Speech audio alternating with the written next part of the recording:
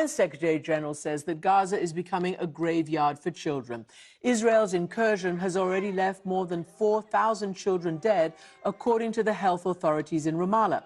In his first interview since October 7th, Israeli Prime Minister Benjamin Netanyahu tells ABC that his government is considering, quote, tactical little pauses to enable humanitarian goods into Gaza, but no ceasefire.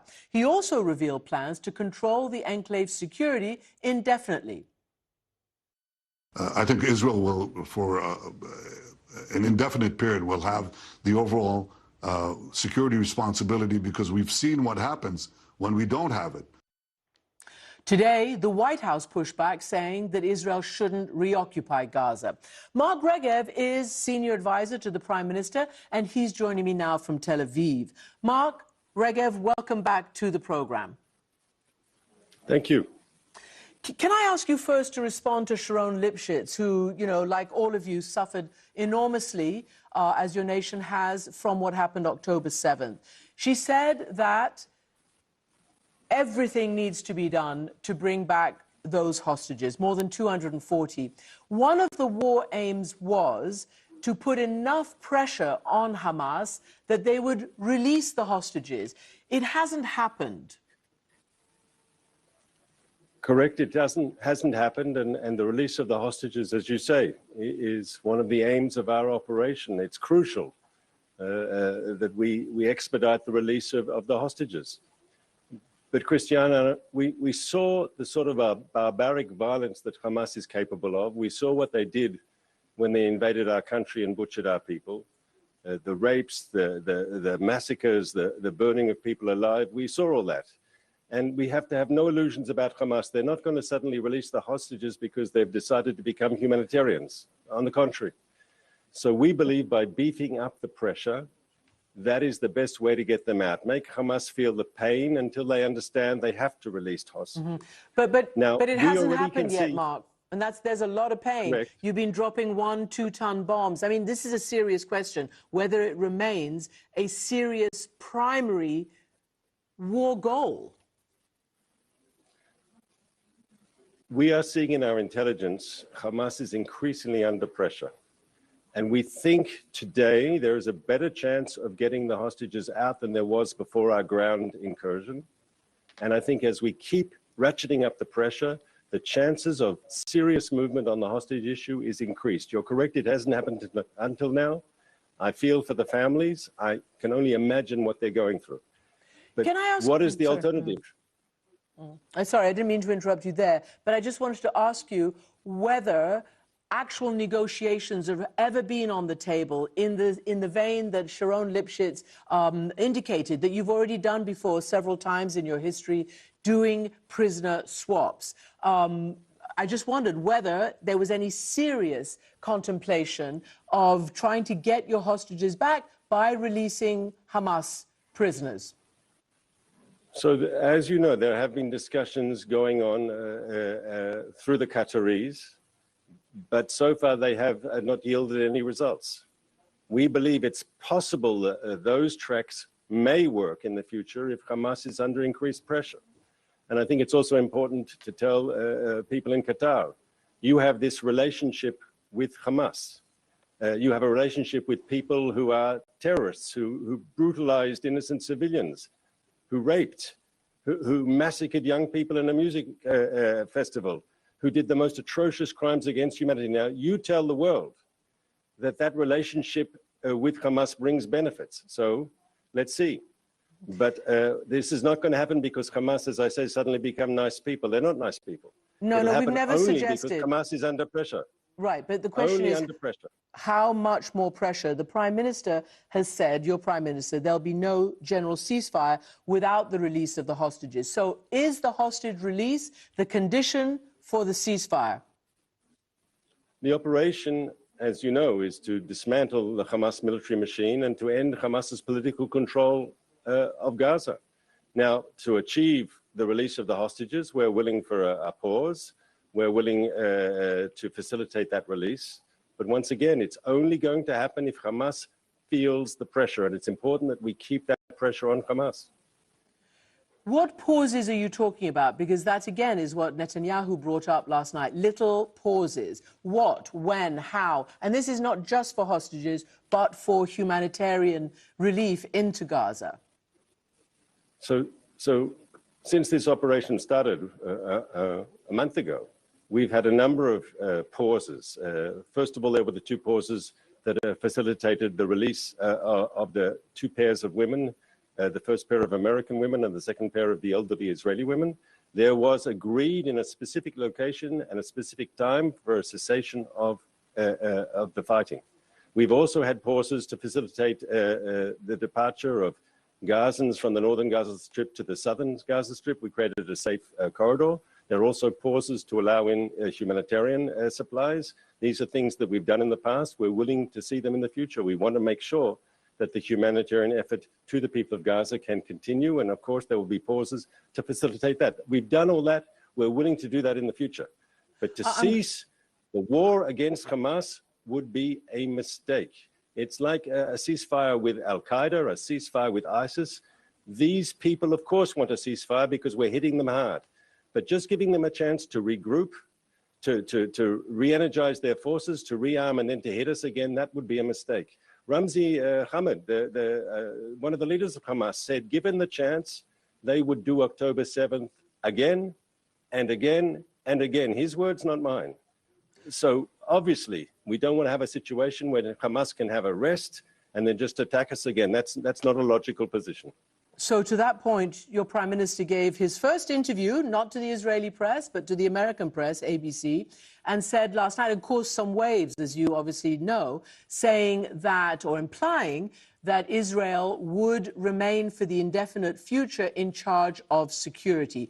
What exactly does that mean? And do you know what? I'm just going to, well, what does it mean? What does it exactly look like that? Well, you're right in stressing security because we have to distinguish between a security presence and political control. And when this is over and we have defeated Hamas, it's crucial there won't be a resurgent terrorist element, a resurgent Hamas. There's no point doing this and just go back to square one. And so there will have to be a Israeli security presence.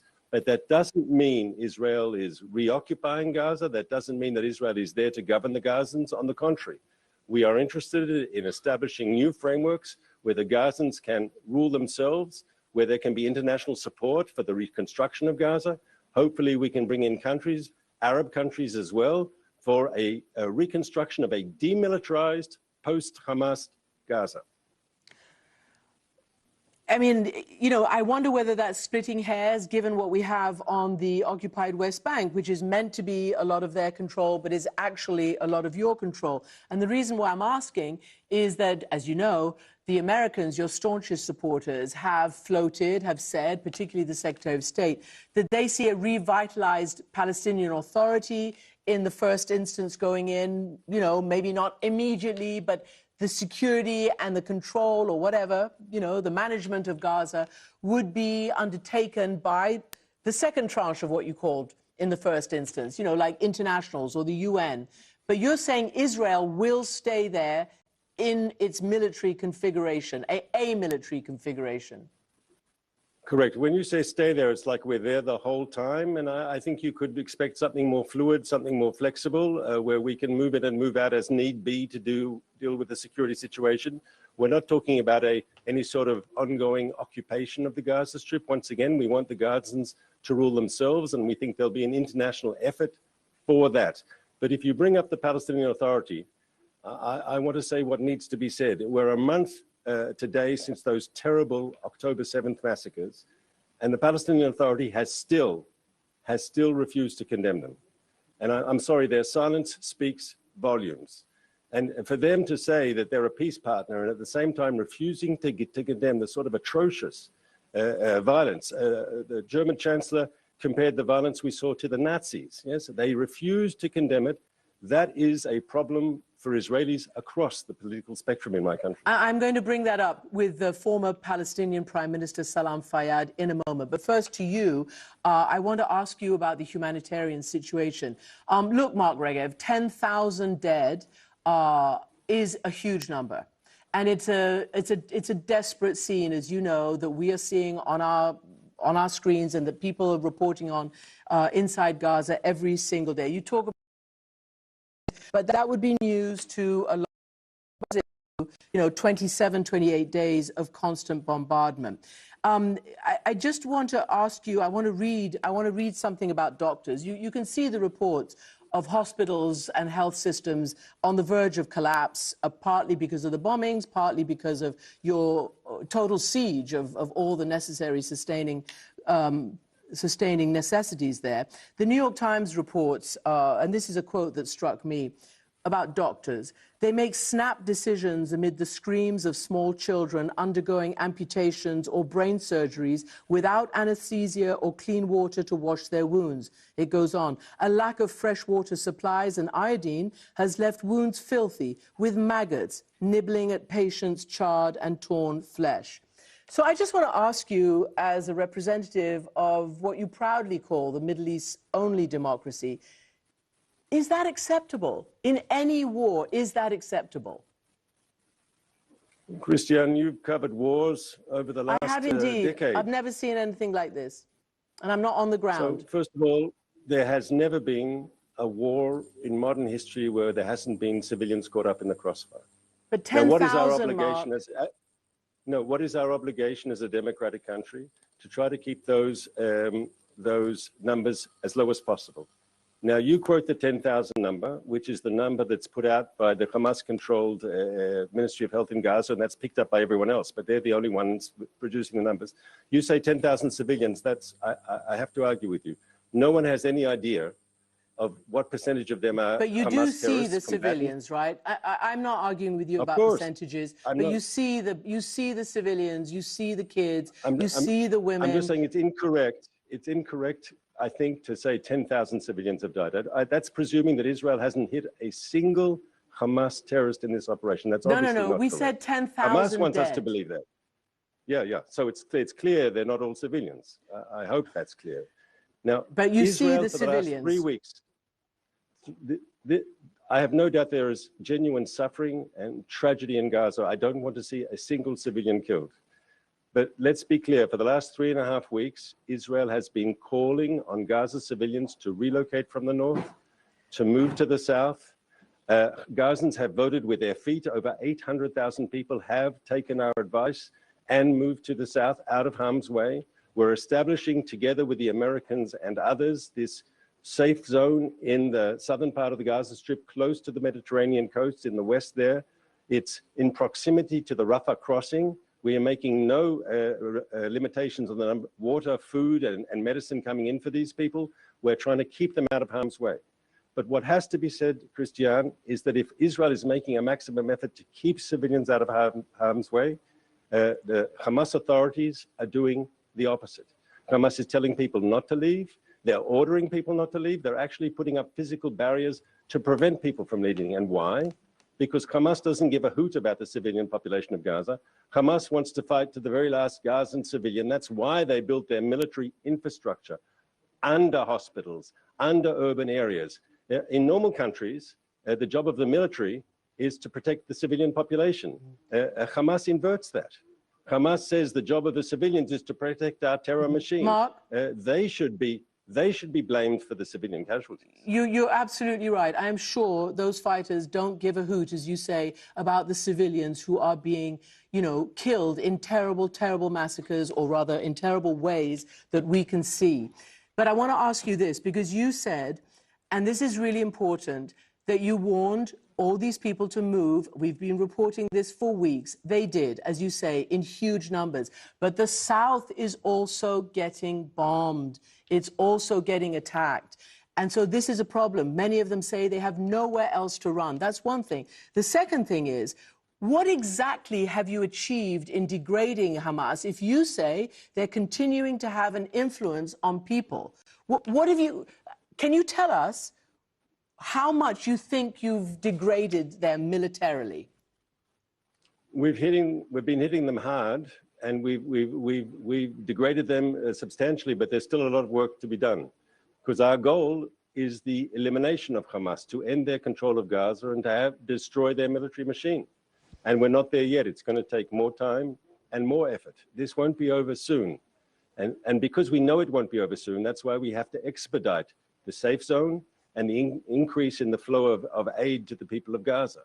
That's our goal, is in parallel as we relentlessly pursue the Hamas murderers, we have to at the same time facilitate, expedite support for the civilian population of Gaza. Ultimately, we're trying to be as focused to target the Hamas terror machine, and in parallel, do everything that can be done for the civilian population. That's the Israeli policy.